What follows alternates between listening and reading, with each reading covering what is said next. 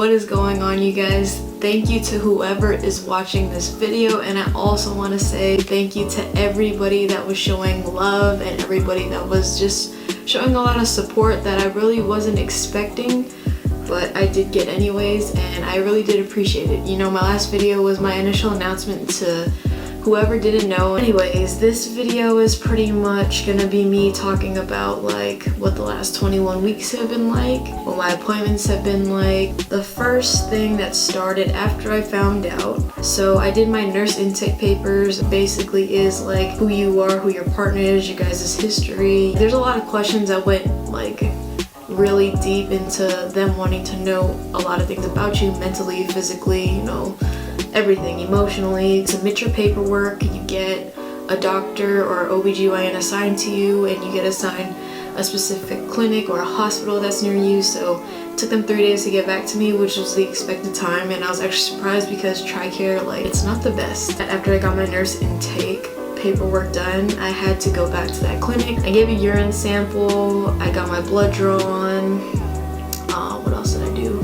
So I did those two things. I waited for them to call me back. I got called back probably a week later, and I did an ultrasound. You walk into the OB clinic and you sit in this waiting room, and they take your blood pressure, they check your weight, just ask you like, oh, are you taking anything other than your prenatals? And then like, I remember when I went for my first appointment, they told me that I had to have an empty bladder, so they made me use the bathroom before I was able to get my ultrasound. And then I remember walking down the hall, and I just walked in there and I was like, wow, this room is so small. So you walk through the door and there's the bed that you lay on, and to the right of the bed was one chair, and then to the left of that bed was like their little ultrasound, you know, their little station that they work at. And when you're laying in the bed, you look up and there's like the light cover had like cherry blossoms and like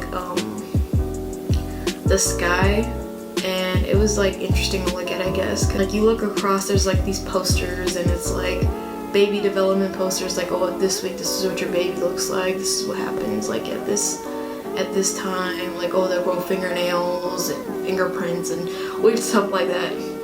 But yeah, I just remember feeling how small it was. And they told me everything was fine, everything came back good, there was nothing wrong with me, so it was looking like everything was looking really good. My second appointment, it was the same thing. It was like a quick in and out. They wanted to check the ultrasound, make sure the baby was fine. That's when I found out that the baby's heart rate was like 156, and that was it. That's all that I figured out for my second appointment. Like, my next two appointments was like, it was blood work, so I had to go to the hospital for that. Appointment after that was the last appointment I had, and that's when I figured out the gender of my baby, and that was at like 18 and a half weeks, and that's when I put out my last video. So she went through the whole thing, and like, they gave me this disc that had the baby's ultrasound on it, and like, it didn't work on my MacBook, it doesn't work on government computers, it didn't work at the library, so like literally I couldn't see the disc at all. So I had to wait till it got mailed to my mom and to him, and we just did like a group FaceTime, and we figured out the gender together, and that's when we figured out she was a girl. And that was probably the last big thing that's happened so far with my appointments. So this experience has been pretty good, and I've been handling like almost everything pretty good, which is different because I'm usually not that kind of person. I usually like get a lot of anxiety, and I tend to stress out a lot when like new things take place in my life, like